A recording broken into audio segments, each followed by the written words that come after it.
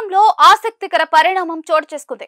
వివేక హత్య కేసులో తన పరువుకు భంగం కలిగించారంటూ పులివెందుల సీఐ శంకరయ్య ఏకంగా ముఖ్యమంత్రి చంద్రబాబుకు లీగల్ నోటీసులు పంపాడు.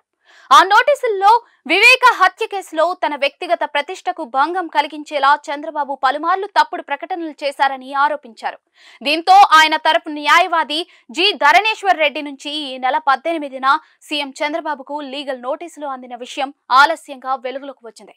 అయితే వివేక హత్య కేసులో తనపై చేసిన నిరాధార ఆరోపణలకు గాను అసెంబ్లీలో సీఎం చంద్రబాబు తనకు బహిరంగ క్షమాపణలు చెప్పాలని, పరువు ప్రతిష్టలకు భంగం కలిగించినందుకు గాను 1.45 కోట్ల పరిహారం చెల్లించాలని శంకరయ్య లీగల్ నోటీసులో ప్రస్తావించారు. కాగా వైఎస్ వివేకానంద రెడ్డి హత్య కేసులో భాగంగా నాడు పులివెందుల సీఐగా జె శంకరయ్య అండతో నిందితులు ఆధారాలను తారుమారు చేశారంటూ సీఎం చంద్రబాబు బహిరంగ వేదికపై ప్రసంగించారు.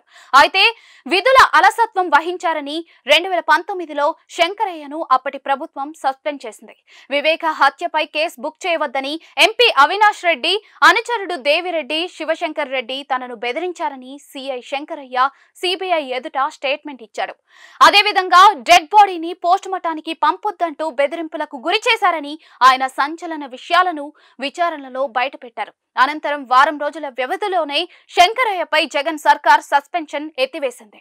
కేసులో కీలక నిందితులు ప్రభావితం చేయటం వల్లే శంకరయ్య మాట మార్చారంటూ సిబిఐ అధికారులు కోర్టుకు విన్నవించారు. ఈ క్రమంలోనే తాజాగా సీఎం చంద్రబాబుకు సీఐ శంకరయ్య లీగల్ నోటీసులు ఇవ్వటం హాట్ టాపిక్ గా మారింది.